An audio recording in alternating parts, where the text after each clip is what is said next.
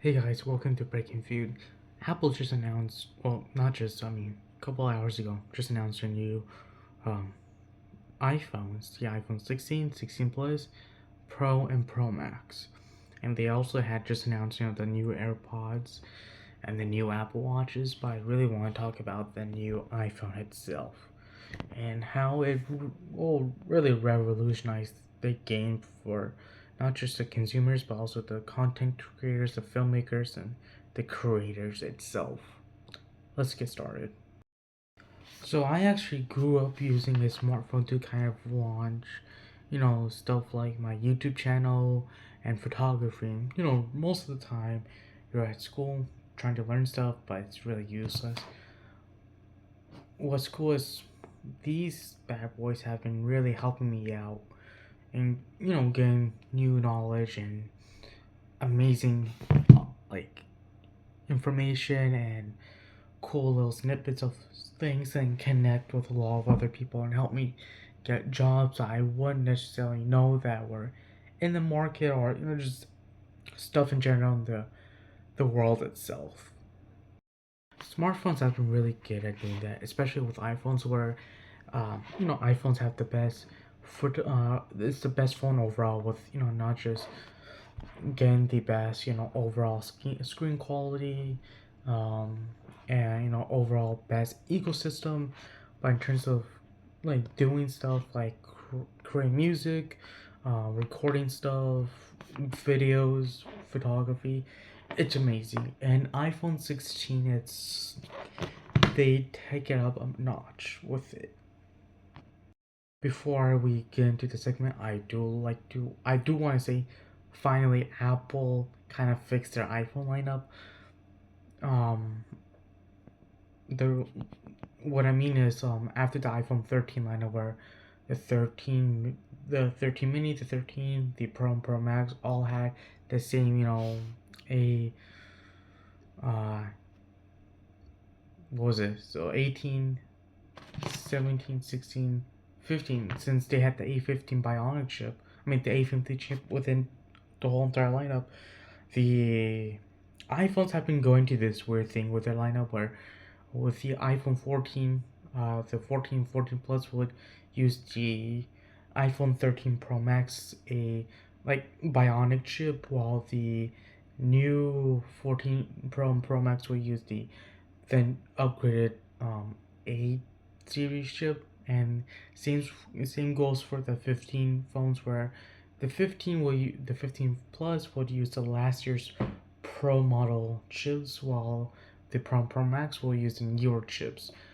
This time around, it's not completely the same, but overall the same chip, the A18 chip, all across the board. The only difference is you get the A18 Bionic chip within the Pro and the Pro Max, while the normal one's A18 um, chips, which is still amazing. And I would say now you can get an iPhone for like $67.99, for 128 gigs, which is now at this point pretty cool. Um, I'm happy that they fix up the lineup. I might maybe upgrade to the standard 16 because typically they have the better battery life, but let's see. But getting to the creative side, they have apparently the the iPhone 16 lineup and the Pro lineup all have this really cool shutter button where you can actually, it's more of a hard touch shutter button. And let me actually show it to you. Here is a small clip from my favorite tech guy, Miles Above Tech. Shout out to him. I met him at Swatch one day, a couple months ago, one day around February, and I freaked out when I saw him. But here's a small clip. A lot of new features that are under the hood that makes a huge difference for this upgrade. So let's talk about it. So with the new iPhone 16 Pro and Pro Max, we're getting a new 6.9-inch display and a 6.3-inch display, which are the biggest displays ever on a Pro model with super thin bezels. But you also now get 4 studio-grade microphones in the device itself, as well as this new camera control button, which quickly can launch your actual camera itself, but it gives you more functionality than we ever had before. So you want to kind of give a nice little long press. In this case, double press it, and you have all these different pro functions that you can actually toggle on with it. But what I like is that, say you're in the regular camera mode, you can zoom in and out just by using that button itself without ever touching the screen. And if when you hold down that button, it goes into quick take mode, which stops immediately as soon as you let go. Now, with these devices themselves as well, they also now have better cooling for those people who play games on their devices, and at the same time, better performance with the new A18 Pro chip that allows for higher sustained performance with that new cooling system. Other features including with this new device is that they're still rocking the titanium chip with this new desert color, which is kind of giving gold back in the day. I'm gonna call it gold. I don't think it's desert. And overall, the phones themselves are the same price as last year, but they're bringing all these new features with new camera hardware, which are actually the same on both devices this year, with all the new Apple Intelligence features as well. This is the brand new iPhone 16 Pro. So yeah, that's really it. Now, I really love for me as a photographer, I want to be able to kind of open up the camera quickly and just take a quick button. Previously, it was like you have to hold down 3D touch type of thing with the home button. I mean, on the lock screen on the iPhone or swipe. But even then, it was like you couldn't do it quick. It was like you have to do it all the way through. Uh, which is weird. And on the 15 Pro and Pro Max, they have removed um, the um, the mute switch for the action button, which was pretty cool. They have now brought that down to not just the iPhone 16 Pro lineup, but also the standard 16 and 16 Plus phones, which I honestly think it's cool. So now Apple officially axed the whole iPhone, I mean, the whole mute switch. Now they are selling, I believe, from what I can see, the iPhone SE and the iPhone 15, which still has the mute switch. But even then, now they're going fully with, the whole entire, mute the button. But even then, you can now with this, it's honestly pretty cool because if you're on the camera app, you can use that button or the volume button to actually take a picture. Now you get to use the share button, but you actually get more controls within the camera app, which is pretty cool. So yeah. But the Pro models, I believe, I don't think it's on the normal 16 and 16 Plus, but even still, then iPhones always have the best microphones in any game. Honestly, they have one of the best microphones in any smartphone devices ever.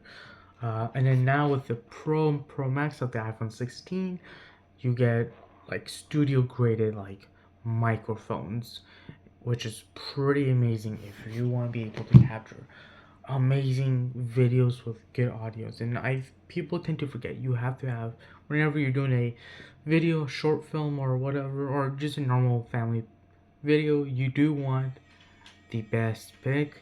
And my blinds are just automatically closing right now, so yeah. So the iPhone 16 and 16 Plus are now even gigantic, which I honestly think there was no need to make it big, but in a way they did stuff a bigger battery. But that's the thing, if it was the same size iPhone, it would have been worse. I would have preferred, because this is already a good enough phone, like medium sized phone, I would have at least made it a bit thicker, honestly. Um, so it does have better battery life, but I would have made it at least a thicker to kind of remove the camera hump, so that you have more space to actually put in a battery or put in better features. Maybe make that the share button even better, more space for more controls and all that stuff. Honestly, that's what I would have done. Honestly, for me, I am still disappointed with the design. I mean, it's still, I would say I it's the same design ever since they launched the iPhone 10, and it's been just a tad bit small incremental upgrades, like having more cameras, so having a square look, and having all the side borders from the iPhone 4 and 5 days, and they brought it back with the iPhone 12 lineup. So yeah. Honestly, I love the functionality of this. dynamic island, but I would have still preferred a notch in the sense that you do get with a notch you had a bigger screen to body ratio whenever you're playing a 16:9 aspect ratio, which I did do a review on the iPhone 15. It did cut off a part of the content when it was in that 16:9 aspect ratio type thing, full screen type thing. And honestly, yeah, that's pretty much it. And I wish they still made a smaller size iPhone to give people more option. Because honestly, I do love the smaller size iPhone of the 5 and the original SE days, and then I do prefer the iPhone 6/7/8 SE second generation, third generation size. I wish it did that somewhere around that size because it was so much better. Hopefully, I hope they release an iPhone SE 4 where maybe they can reuse maybe an iPhone 10 design because it is smaller than this in terms of actual size, which would be better because it's still a modern size screen just without a home button. So yeah. Now with Apple Intelligence, it's going to be brought down to the iPhone 15 Pro and Pro Max, not the 15 and 15 Plus, but the Pro and Pro Max. So it's not a worthy upgrade, I would say. If you really want it, honestly, which I've used, I will do a review on the iOS 18 beta, which I'm currently using. It's not worth it. You can use ChatGPT and Google Lens and all that because those are still going to be smarter. And honestly, I just think Apple could, kind of did something better. They really don't need it since we already have that technology. Maybe do something a bit different.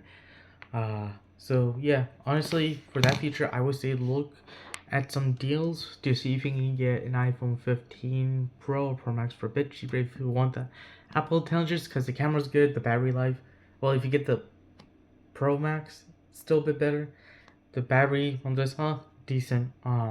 But yeah, you can find these for deals. I'm pretty sure now because the iPhone 16 had just announced.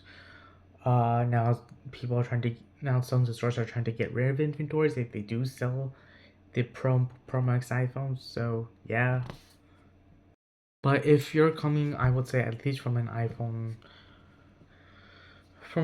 12 or earlier, I would say it is in a way kind of more of a worthy upgrade because at least you're buying it for the longevity of the OS support and then just the battery health. If you have an iPhone 13, 14, or 15, honestly, just keep those with you. Just change out the battery. If you have Apple Care, it'll be cheaper. If you don't, change it out anyways. It'll still be a brand new phone. That's pretty much it. I mean, if you have an iPhone XS, which will get the iOS 18, I would still upgrade it. Anything from a 12 and older, just upgrade your phones.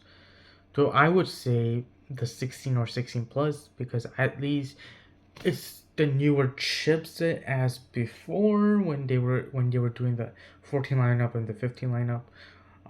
I would go for the standard 16 Plus. But even 16 is still fine because they increased the size of the 16, the standard 16. So there's no point of getting a plus model. I'm at that point, just get an iPad mini if you want that bigger display. Personally, at this point. Other than that, yeah. Thank you for watching this video. As always, please stay tuned for more content. Hit the subscribe button, share this video with everyone else, give us a thumbs up, and enjoy life. Take care and stay safe. Peace out.